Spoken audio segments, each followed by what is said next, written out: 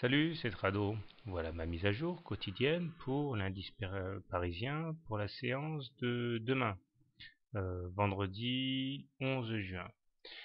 Eh bien, comme on peut le voir sur le graphe, nous avons connu une très belle séance sur l'indice parisien puisque la bougie d'aujourd'hui est une bougie ample, grande, verte, de belle facture. Et la hausse d'aujourd'hui n'a pris fin qu'au contact de l'oblique orange que j'avais tracé. Et donc on a clairement pris une option pour casser la dynamique baissière, du moins à court terme. Alors comme vous pouvez le voir sur le graphe, nous sommes au-dessus d'une moyenne mobile à 20 séances baissières. Ceux qui regardent du trading système que j'adopte indiquent que la tendance baissière est terminée, elle est cassée. Alors attention, cela ne veut pas dire que la tendance technique est haussière. Pour qu'il en soit ainsi, il faudrait que nous soyons au-dessus d'une moyenne mobile à 20 séances haussières comme ici. Vous voyez, là on était au-dessus d'une moyenne mobile à 20 séances haussières, donc on était en tendance haussière. Ici, on est en dessous de la moyenne mobile à 20 séances baissière, donc on est en tendance baissière. Entre les deux, comme ici, au-dessus d'une moyenne mobile à 20 séances baissière, nous sommes tout simplement sans tendance.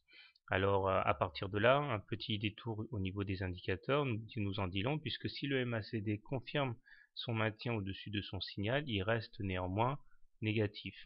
Le stochastique, lui, est mieux orienté, puisqu'il s'apprête à casser à la hausse son signal, et le momentum, lui, est bien positif à présent.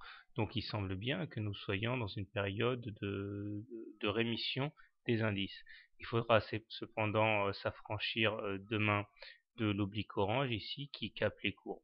Mais à moyen terme, n'oublions pas que tant qu'on ne se sera pas extrait de la fourchette d'Andrews noire ici, c'est-à-dire que tant qu'on n'aura pas au moins dépassé les 3780, eh bien nous serons toujours sous l'influence baissière de cette fourchette.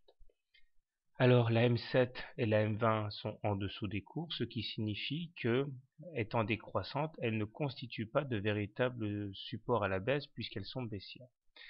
Alors comment trader le CAC demain? Alors, si vous êtes baissier, si vous voulez shorter l'or, enfin l'indice parisien, je pense que le mieux que vous ayez à faire est attendre un contact avec l'oblique orange ou même un enfoncement de l'oblique orange et puis shorter sur ces niveaux en espérant un retour sur le niveau de Fibonacci de 23,6% ou la M20 ou la M7, en gros c'est la même chose.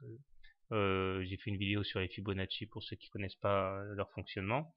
Attention parce que si on s'extrait de l'oblique orange par le haut, on risque également d'avoir une explosion haussière, donc définissez à l'avance votre stop loss, hein. Soit un pourcentage de perte maximale de votre capital, comme par exemple 1%, c'est déjà bien, soit en clôture au-dessus de l'oblique orange. Maintenant, si vous préférez acheter l'indice parisien, eh bien je pense que vous pourriez prendre tirer parti d'un retour sur les 23,6% de retracement de Fibonacci ou même un contact entre la M7 et M20. Stop loss en cas de clôture sous la M7 ou la M20 au maximum, sinon stop loss en cas de perte maximale autorisée atteint.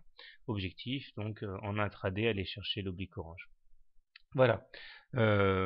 Personnellement, au regard de ce qui s'est passé aujourd'hui, ma préférence va aux impulsions haussières. Bonne soirée, bon trade et à demain.